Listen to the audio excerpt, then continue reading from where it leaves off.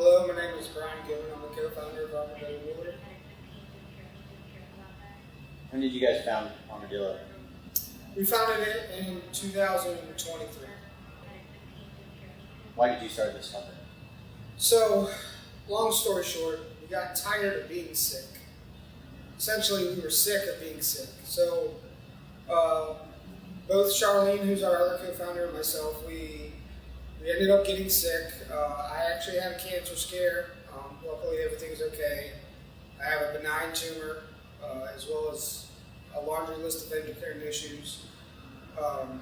Ended up getting some testing done at VCU, and we found out that the majority of the things that I was dealing with were directly related to PFAS.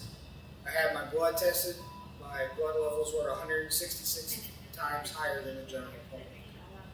So we both ended up kind of brainstorming and trying to figure out if there was other uniforms available to us at the time that we could potentially explore trying to outfit our department. Unfortunately, everything that we looked at was from legacy uniform providers that had legacy materials, meaning Nomex, FR cotton, mode acrylic, etc. Nothing that really struck us as far as health and safety of the firefighter itself. So we dug into some research. We teamed up with Notre Dame, and we wanted to take everything back to the beginning. So what we did is we sent them a total, it ended up being 175 different articles of clothing. That includes NFPA 1971, NFPA 1975, NFPA 1977, as well as civilian clothing that we have accumulated over the past 17 years.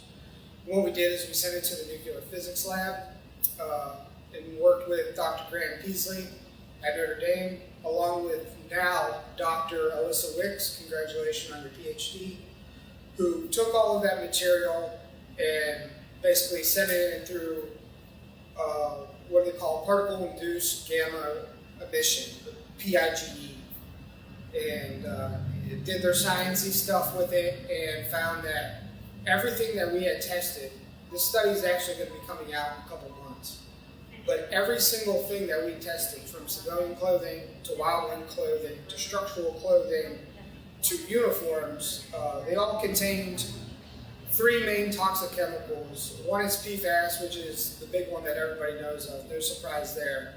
The other one is brominated chlorinated flame retardants, which is equally as disruptive on your endocrine system as PFAS is, as well as heavy metals. And heavy metals was kind of the shock to us. We expected to find heavy metals on our structural gear due to products of combustion. What we didn't expect was that it would be in everyday clothing as well as uniforms. And we're not talking about I don't know if there's a safer level of heavy metals, but what we weren't expecting was like chromium-6, the Aaron Brockovich chemical. We weren't expecting heavy doses of lead and arsenic in that clothing. And then when we hit it with mass spectrometry, we certainly weren't expecting to find benzene, toluene, alvolines. And at that point, we really started looking at fabric science, material science, trying to figure out what exactly would be the best material for us to use, the safest possible material that we knew had inherent flame resistance. We knew that it would be moisture wicking. We wanted it to have UV protection. Because all these things that we're referring to, like if you could build the perfect fire department station wear or the perfect performance outdoor clothing, it would include all of these things. It would have UV protection. It would have moisture wicking ability. It would be breathable. It would have all these things. And the one thing that we kept on coming back to was merino wool. And when we discovered this and we started working with U.S. manufacturers and suppliers of merino wool, our biggest thing was, how do we make this, because it hadn't ever been done, how do we make this not only form and fit correctly, but how do we make this functional and then durable? And we really tried to break that down. And this whole process that I'm talking to you about took us about 5 or 6 years. 4 of those years was strictly spent on research. The last 2 years has been strictly in material science, prototyping, making sure that when we were ready to put the product out there, that we had put it through as much testing as we could humanly possibly put it through.